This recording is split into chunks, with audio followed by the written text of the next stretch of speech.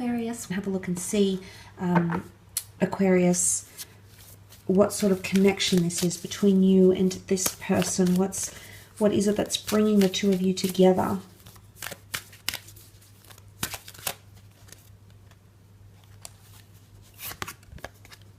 Okay, awakening. There was another sign that had this, but I cannot remember for the life of me which one it was, Aqua.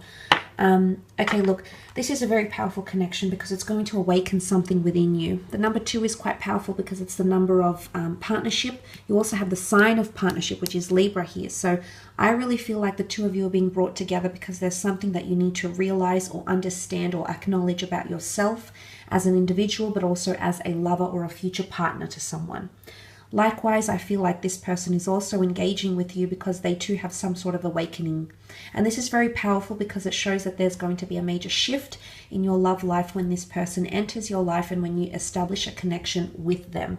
The card of awakening is really a card of enlightenment. It's a card of understanding, and it's complete brand new perception. So I think there's a very beautiful potential from what can come of this. The karmic lessons that you'll learn, karmic energy, the karmic lessons that you'll learn, Aquarius, need to happen. It's all about divine timing for yourself and for this person when the two of you come together. So this is really, really powerful. A beautiful connection here, possibly the first of its kind, or your second major love connection in your life. Let's have a look at the areas of strength in this connection, Aquarius. Okay, the Four of Pentacles. Four of Pentacles is really an energy where we hold on to something, we protect it, and we nurture it because we understand the value of it, and we don't want to let this go. Now, I feel like in one way, the attachments that you'll have to each other will be quite strong, and I don't think it's an unhealthy attachment. I think the two of you could potentially have a solid connection, but you're both quite codependent on each other. And that's not to say you'll both be really clingy. I think it's more to do with the fact that you'll both hold on to each other, but because it's coming through as equal, the 4 is an equal number. It's also a number of solidarity and concreteness. It shows that it's almost like you're bringing 2, the other person is bringing 2, and you make that 4 of Pentacles, and you hold on to each other. It's also a card of protection, okay? So maybe you're going to be very, very protective towards each other. You're going to stand up for your relationship. If there's anyone that has anything to say or, you know, put their 2 cents in, or if anyone was to ever offend or upset your partner or vice versa, the two of you will be quite supportive in protecting each other, lifting the other one up, and helping them draw inspiration, okay, or giving them solace and or comfort as well. You also have the 10 of Cups, which is a beautiful card. This is actually the happily ever after card, so I think one of your strengths could be your ability to build a family together, find marriage, or live happily ever after together. This really is a card of completion. It's a card of fulfillment. It's looking to the rainbow in the sky. It's also optimism. And when we think about the rainbow, we understand why the rainbow comes out after the storm, after the hardship, after the obstacles. So I feel like it's your ability to always see the good in a situation, or the strength is here that both of you will see the best in each other as you overcome obstacles, and you'll always be, at least at some point, or at least to some degree, I should say, you will be quite optimistic because the rainbow is the colorful moments, the memories, the nostalgia, the beautiful emotions we feel when we're with each other. So this is very powerful. It's also, I do see the two of you falling in love, possibly creating a family. But this is having all your emotions here and a lot of affection. You're standing here side by side, embraced in each other's arms. So you're saying yes to each other, yes to the future, and you're also saying yes to what's to come, but you're standing hand in hand here. So this really is your partner in crime, the person who's going to be supportive of you, who's going to be encouraging of you, and vice versa. So one of your strengths is your ability to build and create a life together and be open to experiences. I think this is going to be an absolutely wonderful journey here for you, Aqua. Let's have a look and see where the challenges may lie, however.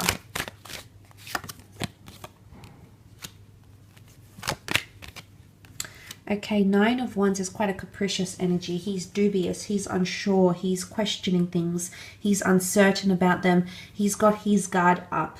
Now, this would sort of make sense because I did mention holding on and withdrawing and being attached to something here. So I do feel in one sense, sometimes it can be a good thing. Other times it might be a weakness of the connection.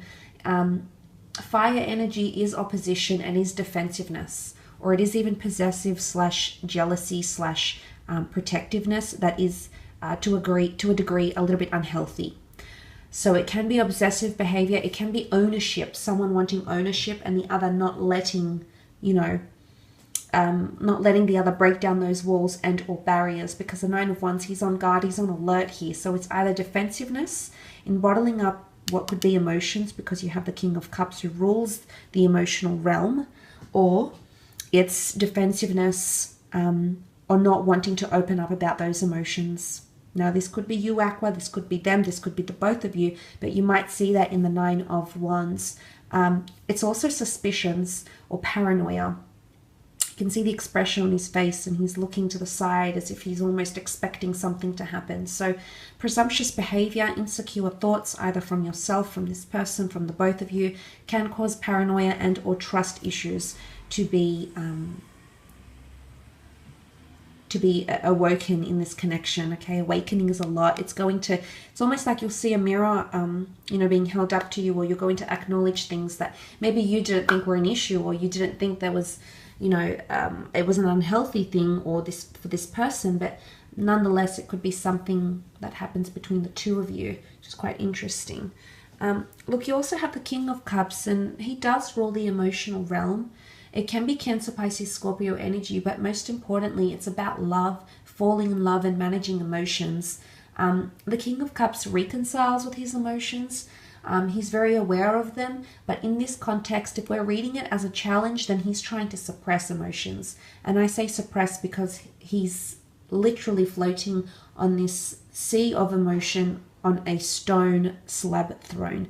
And to read it in this context, I feel it points to someone bottling up their emotions and not expressing them as openly as you could. And when that is expressed, it's great and it's glorious and it brings harmony and happiness and affection, and it allows that bondship to be built closer and closer between the both of you. But when it's not, it has the potential to curb your relationship because it's suppressing emotions. It can also be at some point or another being too dependent on your partner, or them being too dependent on you. Because King of Cups is a lot of emotion, but look at the contrast here between the Nine of Wands and the King of Cups.